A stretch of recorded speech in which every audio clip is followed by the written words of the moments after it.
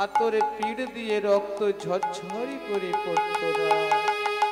তাই মাগো হরিনাম শুনতে এসেছি, হরিনাম বলতে এসেছি। হরিনাম বলতে আমাদের হবে, এটা হলো আমাদের মানব দেহ।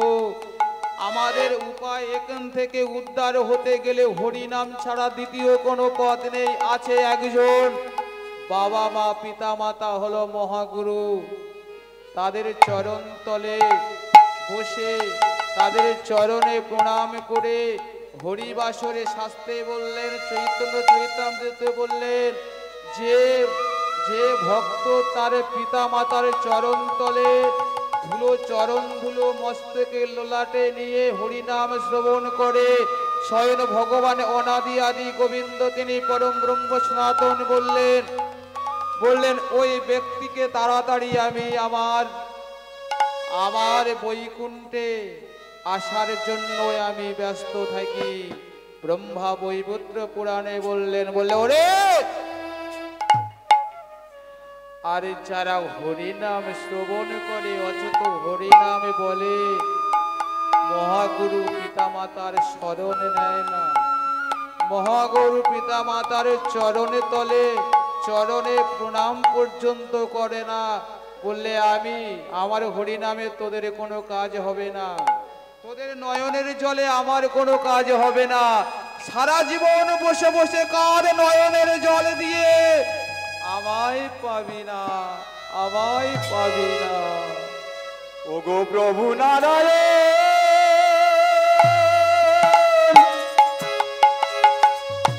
তোমার নয়নের জলে একবারে যদি ডেকে যদি থাকি, একবারে তুমি কৃপা করো হে নারায়ণ।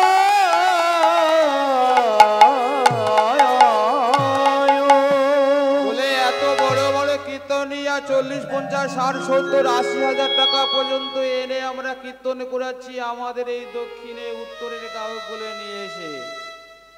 তাদের মুখে কীর্তন নাম শুনে হরিনাম শুনে আমাদের কি কাজ হলো বা হবে, আমি এটা ভাবতে পারি না। কারণ আমি অনেক ক্ষেত্রে দেখেছি, অনেক দূর পর্যন্ত লক্ষ্য করে দেখেছি, যত সব বড় বড় কীর্তনিয়ারা আছে তারা কিন্তু মদ না পান করলে তাদের নয়নে ঘুম আসে না। শাস্ত্রেই বললেন যে কীর্তনিয়া মদ পান করে, মদ খায় মানে সুরা পান করে, ওই কীর্তনিয়ার মুখে যদি কেউ হরিনাম শ্রবণ করে বলে তার কোনো কার্যকারী হবে না, বলে অপবিত্র বদলে হরিনাম বলা। শাস্ত্রে বলা হয়েছে মদের ভাণ্ড কোনদিন শুভ নয়। যদি আমার এই ভাণ্ডটা যদি সুরায় ভরে থাকে, আমি যদি হরিবোল বলি, আমার নয়নের জলে নেই, ভক্তি নেই, মমতা নাই, শুধু বদন ভরে হরি বললাম, বললে কাজ হবে বলে কিঞ্চি, শতকরা 99% 1% হবে, 99% ভোগ। যাই হোক, সেই বড় বড় কীর্তনিয়ারা এসে আমাদের এখানে ভাষণে দিয়ে বড় বড় কথা বলে যায়। আমার নিজে চোখে দেখা তুলসী ঘাটায় একজনে গায়ক নিয়ে এসেছে, তার হলো 55,000 টাকা দক্ষিণে, আমার পরে সে গান করবে। আমি তাড়াতাড়ি কাপড়টা ছেড়ে একটা গামছা পরে চলেছি, গাড়ির মধ্যে দেখি না টাটা সমর মধ্যে বসে বসে মুচি খুলছে। আমি বলি দেখি কি হয়, পাশ থেকে দেখছি পান করছে, ঢক ঢক ঢক ঢক করে সেবা করে নিল। 5-10 মিনিটের মধ্যে আসরে গিয়ে ঢুকে পড়লো, দেখলাম সেই গাঁও কীর্তন করছে। শাস্ত্রে বললেন ও ভাণ্ডটা হলো মদের ভাণ্ড, ওটা শুভ নয়, অশুভ। আবার ব্রহ্মা বৈবত্র পুরাণে বলেছে যে সংসারে মদ্যপান হয় সে সংসারে মা লক্ষ্মী থাকে না। আবার বলল যে গৃহে সংসারে ব্যক্তি মহাজন যিনি সর্পঘাত করে, সর্পকে মৃত্যু ঘটায়, বলে সেই মানবে ব্রহ্মপাপ বশ করে। আর কি বললেন, যে সংসারের যে নারী, বাবা বউ হলো আমাদের, আমরা বউ বউ করি, শ্রী শ্রী করি, সহধর্মিনী করি, অনেক অনেক অর্ধাঙ্গিনী করি। এখানে স্বাস্থ্যকার প্রণাম করলে ধর্মে বললেন কি, বউ হলো আমাদের তিনজন, তিন শব্দ হলো বউ। কি কি বউ বলি আমরা? বউ কাকে বলি? যে বউ আমাদের নিয়ে অমিতাভ বচ্চনের, মিঠুন চক্রবর্তীর সিনেমা দেখানোর জন্য ব্যস্ত থাকে, সিনেমা দেখানোর জন্য আমাদের নিয়ে যায়, শাস্ত্রেই তাকে বললেন ওটাকে আমাদের বউ বলা হয়। হরি বল, হরি বল। আর কি বললেন, স্ত্রী কাকে বলা হয়? স্ত্রী কাকে বলা হয়? বললে যে সংসারে তার স্বামী একটু টেরা বেঁকা ভাবে চলে, মানে একটু আশেপাশে ভাঙাভাঙি করে, তাকে সোজা করে নিয়ে আসে, শাস্ত্রে বললেন সে হলো তার স্ত্রী। আর একটাকে ভাগ করা হলো, সেটা হলো কি, তাকে বলা হলো সহধর্মিনী। বলে সেটা কি? বলা হলো স্বামী যদি কোনো ধর্মের পথে অগ্রসর হয়, স্বামী যদি কোনো ভালো কাজে অগ্রসর হয়, সেই নারী বা মেয়ে বা সেই মা সেই স্বামীকে সহযোগিতা করে, তাকে সহযোগিতা করায়, তাকে বলা হলো সহধর্মিনী। আর কি বলা হলো? পুরুষ কয় প্রকার হলো? পুরুষ হলো বাবা 4 প্রকার, তার মধ্যে বলা হলো 3 ভাগ। তার মধ্যে বলা হলো পুরুষ হলো আমাদের 3 ভাগ, 3 প্রকার। কি কি হলো?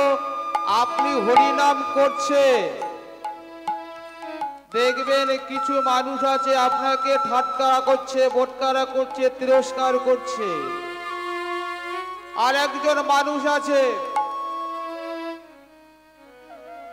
দেখবে আর একজন মানুষ আছে, আপনি হরিনাম করছে, আপনাকে বলছে ওরে তুই সৎ পথে গেছিস, ওরে তুই ভালো পথ বেছে নিছিস, আমরা সারা দিন অন্তরে 24 ঘন্টায় একবারে হরি বলে কাঁদতে পারি না, একবারে বদনে হরি বলে বলতে পারি না।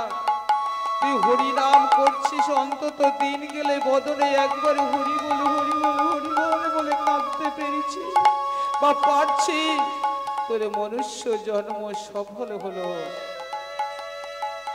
আর একজন মানুষ আছে বাবা, বললাম একটু আগে, সতের শত্রু বেশি, অসতের বন্ধু বেশি। আপনি সৎভাবে চলবেন, আপনার কোনো কার্য শুরু করতে দেবে না, এমন জন আছে। তাই পুরুষ হলো 4 প্রকার, 4-এর মধ্যে হলো 3 ভাগকে আবার ভাগ করা হলো। নারী হলো 4 প্রকার, সেই 4-এর মধ্যে আবার করা হলো 3 ভাগ। এইভাবে যে নারী স্বামীকে অপমান করে, গৃহ ত্যাগ করে, স্বামীর গৃহ ত্যাগ করে চলে যায়,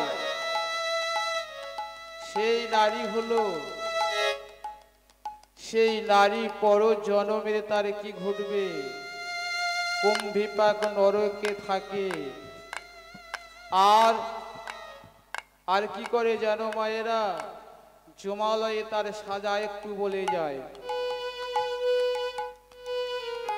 নারদমণি একদিন চিন্তা করতে করতে চলেছে কোথায়? পিতা ব্রহ্মার কাছে। পিতা বসুন। পিতা, পিতা আমি যে বড় সমস্যা নিয়ে এসেছি পিতা, আমার একটা উপকার করবে পিতা? বলে নারদ, তোমার কিসের উপকার? পিতা আমি তো সর্বদা হরি গুণগান কীর্তন করি, কিন্তু আমি শিহরি নামের মহিমা জানতে পারলাম না। যদি আপনি দয়া করে আমায় বলেন, আমি শান্তি পাব। ও, তুমি শিহরি নামের মহিমা জানবে? হ্যাঁ পিতা, আমি তো সর্বদা হরি নাম করি, কিন্তু এই হরি নাম করলে কি হয় আর কি হয় না, এই সম্পর্কে আমি কিছু জানতে পারলাম না। আপনি আমায় দয়া করে বলুন। ব্রহ্মা বললেন, শোনো, আমি এখন সৃষ্টি কাজে ব্যস্ত, তুমি ভোলার নিকটে যাও। তাই নারদ কি করছে? নারদ ছুটতে ছুটতে কৈলাসে উপস্থিত হলেন। কৈলাসে উপস্থিত হয়ে ভোলানাথকে বলছে, প্রভু প্রভু, আমি যে বড় সমস্যায় পড়েছি, আমার এই সমস্যা থেকে উদ্ধার করুন প্রভু। শ্মশানবাসী ভোলানাথ বলে উঠলেন, নারদ, তোমার আমার কিসের সমস্যা? তুমি তো সর্বদা হরি গুণগান কীর্তন করো, তোমার আবার কিসের সমস্যা? বললে, হ্যাঁ প্রভু, বলুন, বলো তোমার কিসের সমস্যা? প্রভু, আমি তো সর্বদা হরি গুণগান কীর্তন করি, কিন্তু আমি শ্রীহরি নামের মহিমা জানতে পারলাম না। দয়া করে যদি একটু বলেন, আমার মনের ভ্রান্তি দূর হয়ে যায়। ভোলানাথ বললে, দেখো, আমি তো শ্মশানে বসে সর্বদা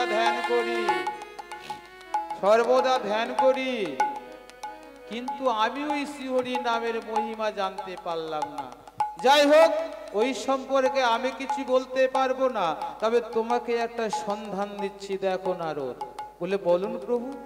শোনো, আকাশের নক্ষত্র, সমুদ্রের ঢেউ আর পৃথিবীর ধূলিকণা যে গণনা করতে পারে, তুমি তার সদরে যাও। আমি পঞ্চমুখে বলিতে অসমাত্র। নারদ চিন্তা করল, পিতা ব্রহ্মার কাছে গেলাম, বলতে পারল না। দেবাদিদেবে মহাদেব সর্বদা যিনি আমার অনাদি আদি গোবিন্দের ধ্যানে মগ্ন থাকে, সেই অনাদি আদি কথাও বলতে পারছে না। তাহলে কে এমন হতে পারে যে সমুদ্রের ঢেউ, আকাশের নক্ষত্র আর পৃথিবীর ধূলিকণা গণনা করতে পারে?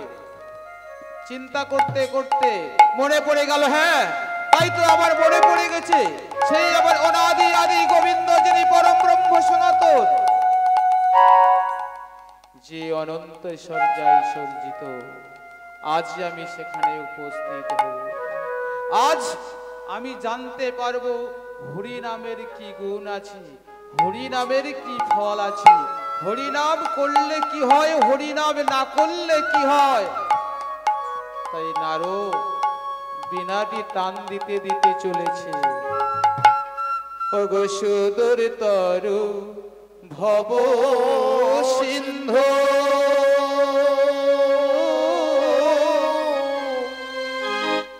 যদি হবে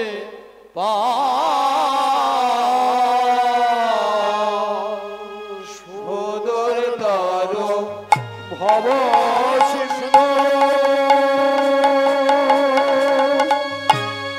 যদি হবে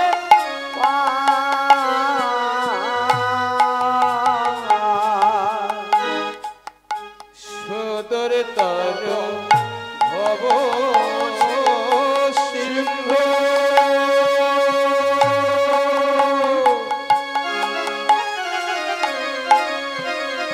যদি হবে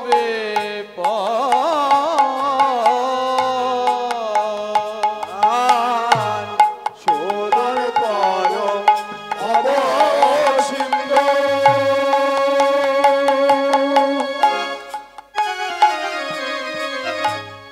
যদি হবে পার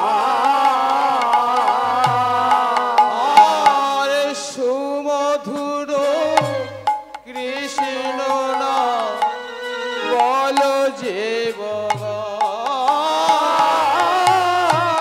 সুদুর্লভ কৃষ্ণ না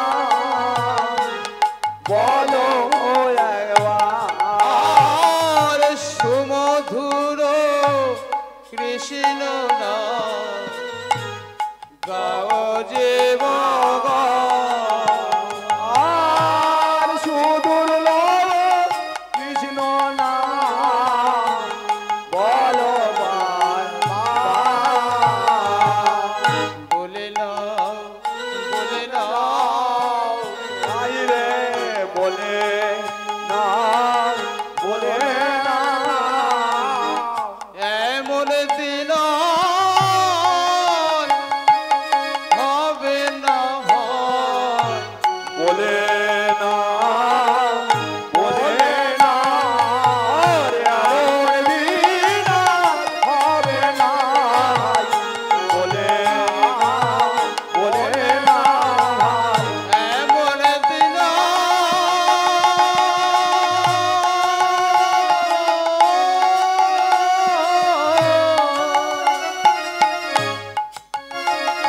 ওরে ভাই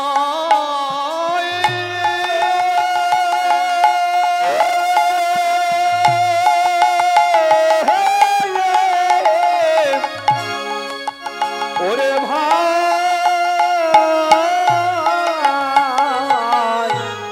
এমন দিনা হয় কিনা আস্তে আস্তে আস্তে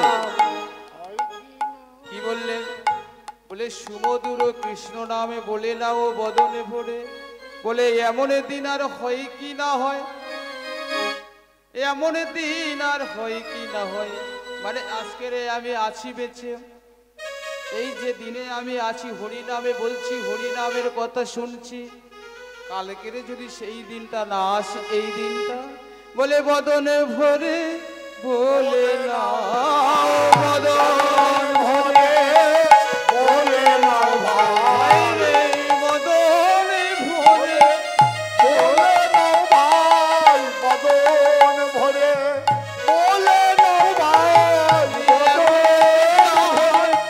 বলে না ভাই বদন ভরে বলে না ভাই এমন দিন আর আগে না হয় বদন ভরে বলে না ভাই এমন দিন আর হবে না ভাই বদন ভরে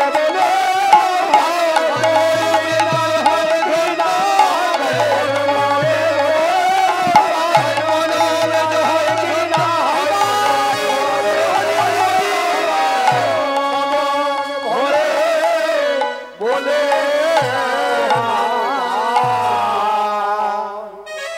তাহলে বাবা সেই বৈষ্ণব ঠাকুরটি অজগরকে ও করে থুয়ে চলে যাবে বলে বলছে অজগর তুমি এখানে থাকো যেখানে ছিলে যেখানে থাকো আর তোমার কোনো ভয় নাই আমি চললাম যেই বলেছে চললাম ওই অজগরটা কি করলেন বড় লেয়াস দিয়ে সেই বৈষ্ণব ঠাকুরের চরণ দুটি জড়িয়ে ধরেছে চরণ দুটি জড়িয়ে ধরে আস্তে আস্তে করে মাটি থেকে উপরে উঁচু করে তুলছে যখন আস্তে আস্তে করে মাটি থেকে উপরের দিকে উঁচু করে তুলছে বৈষ্ণব ঠাকুর বললে উঠলেন অজগর অজগর আমার নামিয়ে দাও আমি যে পড়ে যাবো অজগর আমার নামিয়ে দাও আমি যে পড়ে যাব অজগরে বলছে প্রভু আমি আপনাকে নামাতে পারি তবে কিন্তু আপনি যে বৃন্দাবনে যাবে আমায় নিয়ে যেতে হবে হ্যাঁ তুমি বৃন্দাবনে যাবে তুমি সর্পজাতি হয়ে বৃন্দাবনে যাবে হ্যাঁ প্রভু আমি বৃন্দাবনে যাব আপনার পরশে পেয়ে আপনার সঙ্গ পেয়ে আজ আমি আর সর্পজাতি নাই আমি আমার জ্ঞান বুদ্ধি বিবেক বৈরাগ্য দ্বারা বুঝতে পারলাম আমি যদি তোমার চরণ ছেড়ে দিই তাহলে আমি এই সর্পকুল হইতে আর উদ্ধার পাব না তাই প্রভু আজ আমায় তোমার সঙ্গে বৃন্দাবনে নিয়ে যেতে হবে আমি রাধা কৃষ্ণের চরণ দর্শন করব তাদের যুগল চরণে প্রাপ্ত হব বৈষ্ণব ঠাকুর বলে উঠলেন তুই যে সর্পজাতি আমি তোকে কেমন করে নিয়ে যেতে পারি তোর তো বিশাল চেহারা প্রভু আমি কথা দিলাম আমি কোনো কারোর ক্ষতি করব না আমি চুক্তি করে আপনার পিছনে পিছনে চলে যাব কারোর দিকে তাকাবো না, কারোর সঙ্গে কারোর দিকে কোনো খোঁজ করে ফেলে উঠবো না, কোনো কথা আমি বলবো না। তুমি আমায় নিয়ে যাবে প্রভু। ঠিক আছে, ঠিক আছে, আমায় নামিয়ে দে, আমায় নামিয়ে দে। আগে বলো প্রভু, আমায় বৃন্দাবনে নিয়ে যাবে? আমার মন মানছে না প্রভু, আমি বৃন্দাবনে যাব, আমি রাধা কৃষ্ণের যুগল চরণ দর্শন করব প্রভু। আমার মন মানে না, আস্তে আস্তে যাব আমি প্রভু গো, আমার মন মানছে না প্রভু। আমি সর্বজাতি সত্য, আমি হিংসুকে জাতি সত্য, আমি সর্বকুলের জন্ম আমায়, কিন্তু তোমার মতো সৎ সঙ্গর দর্শনে পেয়ে পরশে পেয়ে আমি যে সর্বজাতির কথা সবে ভুলে গিয়ে আজ আমি বৃন্দাবনে যাব প্রভু। প্রভু আমি বৃন্দাবনে যাব, আমার মনে মানে না, যাব বৃন্দাবনে। আমার মন মানে না, যাব আমি মধুর বৃন্দাবন। আমার মন মানে না, যাব বৃন্দাবনে।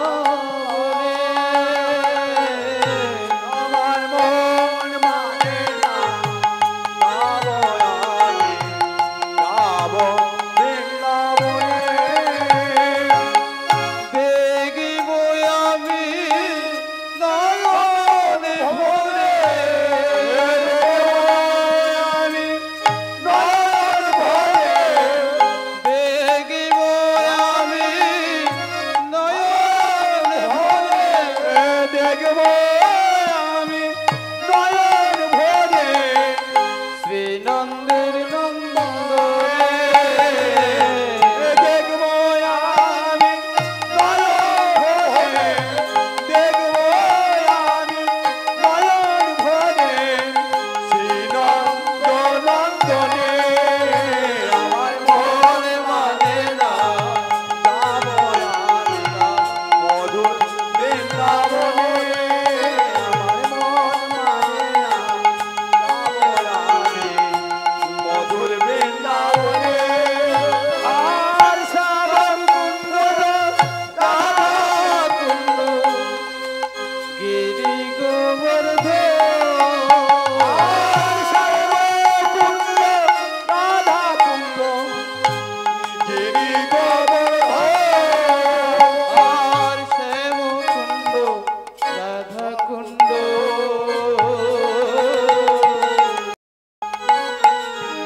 গিরি গোবর্ধন।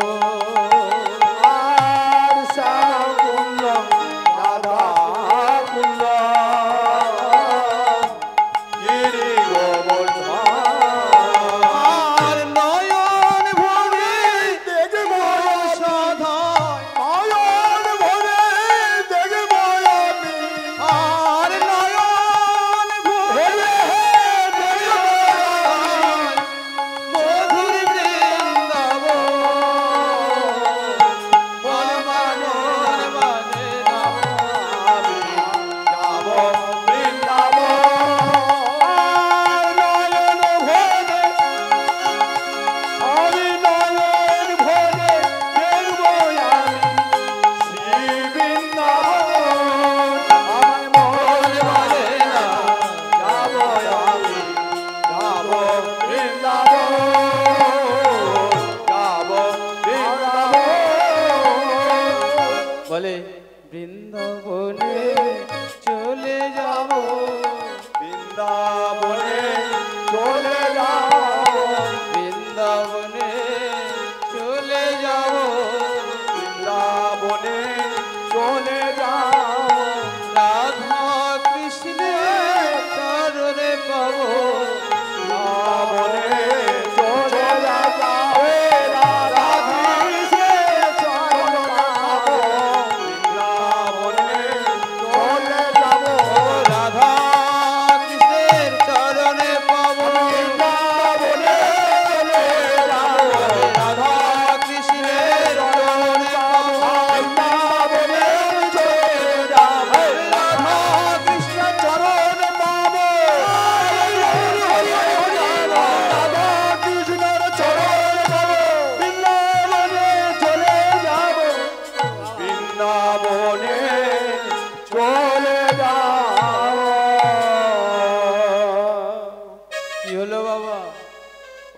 আমায় ছেড়ে দে রে, আমায় ছেড়ে দে। ঠিক আছে, আমায় ছেড়ে দে, আমি আমি তোকে বৃন্দাবনে নিয়ে যাব। যেই বলে যে তোকে বৃন্দাবনে নিয়ে যাব, সঙ্গে সঙ্গে অজগরটি কি করলেন, বৈষ্ণব ঠাকুরের আস্তে আস্তে করে নেচে নামিয়ে দিলেন।